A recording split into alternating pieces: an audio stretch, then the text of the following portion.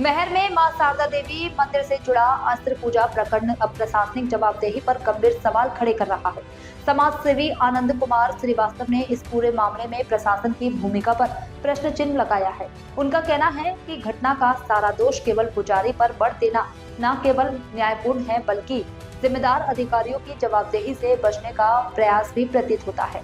श्रीवास्तव ने स्पष्ट किया कि मंदिर के गर्भगृह में पुजारी की नियुक्ति, उसकी गतिविधियों का निर्धारण तथा संपूर्ण मंदिर व्यवस्था की जिम्मेदारी केवल कलेक्टर स्तर पर तय की जाती है।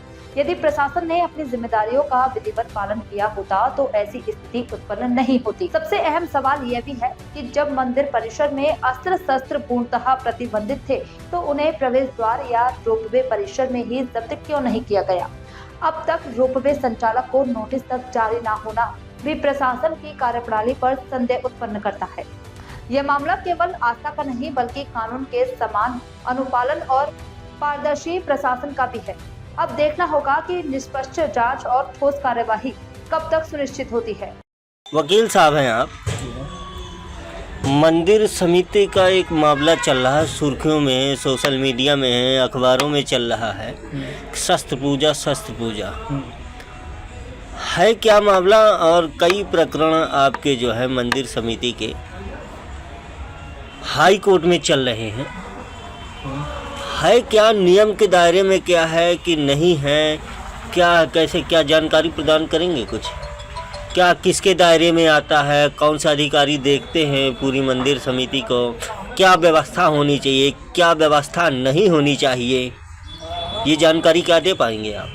देखिए, मंदिर समिति में जहाँ तक आप अस्त्र की बात कर रहे हैं, अस्त्र ले जाना मंदिर गर्भगृह में या किसी भी जगह मंदिर में वो पूर्णतः प्रतिबंधित है बाय लॉ। इसकी बाकायदा सूचना भी वहाँ पे आपकी, जैसे अपन मंदिर प्रवेश करते हैं, जाते हैं, तो रोपवे परिसर में लगी हुई है कि वहाँ पे कोई भी अस्त्र शस्त्र ले जाना पूर्णतः प्रतिबंधित है। अभी जो सोशल मीडिया में और आपके पेपर वगैरह में सारी चीज़ें जो ज्ञापन दिए हुई राजनीतिक दलों ने, इस संबंध में यदि कहा जाए तो ये बिल्कुल सच्चाई है वहाँ पे कि अस्त्र ले जाना पूर्णतः प्रतिबंधित है। लेकिन यदि ये अस्त्र लेके कोई भी व्यक्ति गया है तो सबसे पहले तो उसको रोपवे ही परिसर में उसके अस्त्र जमा कराने देना चाहिए था, उसको रखवा लेना चाहिए था। ऐसा नहीं हुआ। फिर अस्त्र लेके गए, मंदिर ऊपर चले गए, गर्भगृह के अंदर चले गए, वहाँ पे पूजा हुई, काफ़ी वीडियो वायरल हुआ, यहाँ पे अपने पेपर वगैरह में भी पूरा प्रकाशन हुआ।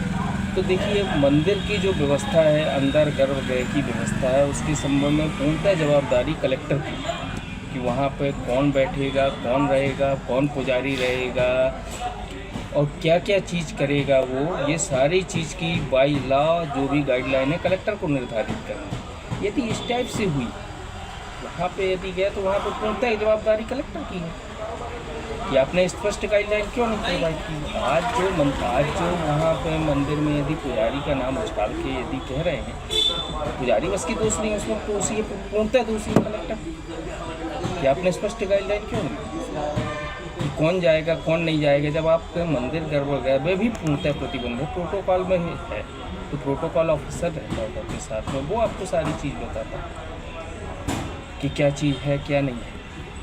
अगर ऐसी घटना घटित हुई है तो अपन उसको केवल पुजारी बस को दोष दे देना या उसके मुंह में पूरा ठीक है बोल देना टोटल गलत है। इसमें पूर्णतः जवाबदारी, पूर्णतः लाइबल जो भी व्यक्ति है वो है कलेक्टर।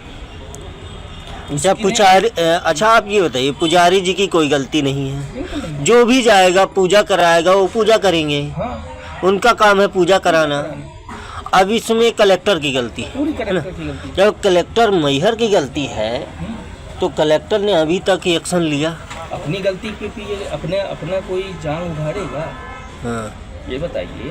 खुद कलेक्टर की उसमें कलम फंसी हुई है, खुद कलेक्टर पूरा दोषी है, वो अपनी गलती को बताएगा, कार्रवाई करेगा कि मैं गलत हूँ, मेरी गलती के कारण वहाँ पे आस्था भंग हुई। नहीं, सोशल मीडिया और ये अखबारों में चलने से, चैनलों में चलने से अभी तक कोई कार्रवाई समझ में आ रही? वही चीज़ है, इतने दिन हो गए, घटना 6 तारीख की घटना है, आज हो गई आपके 14 तारीख हो गए, 8 दिन। किसी को ना नोटिस जारी हुआ, ना कोई भी कार्रवाई नहीं हुई। क्यों नहीं हुई? उसका स्पष्ट कारण है कि दोष आप किसके मुंह में मढ़ोगे? आपकी गलती स्वयं आपकी है, तो आप दूसरे के मुंह में कैसे वो दोष मढ़ोगे? अच्छा, ये जैसे माननीय कलेक्टर साहब न कर्मचारियों पर कार्रवाई कर रहे हैं, न कुछ जनता को बता रहे हैं, न सामने आकर के कुछ बता रही हैं कि हमारी गलती है या कर्मचारियों की गलती, हम कार्रवाई किए हैं या नहीं किए हैं, तो इस पे माननीय मुख्यमंत्री मोहन यादव जी को जो है तो क्या कहते हैं, निर्णय लेना चाहिए उचित या नहीं लेना चाहिए, क्या इसके है? संबंध में अभी माननीय मुख्यमंत्री जी के तरफ से ही उनके स्टेटमेंट का प्रमुख मुख्य सचिव अनुराग जैन साहब ने पिछले अभी 22 तारीख को ही ये चीज़ बता ही दिया कि हमारे ज़िले के कलेक्टर कोई भी बिना पैसे लिए कार्रवाई नहीं कर रहे हैं। दैनिक भास्कर ने इसको बाकायदा, पेपर ने बाकायदा बड़े उसमें व्यापक स्तर में इसके प्रकाशन करके प्रसारित किया।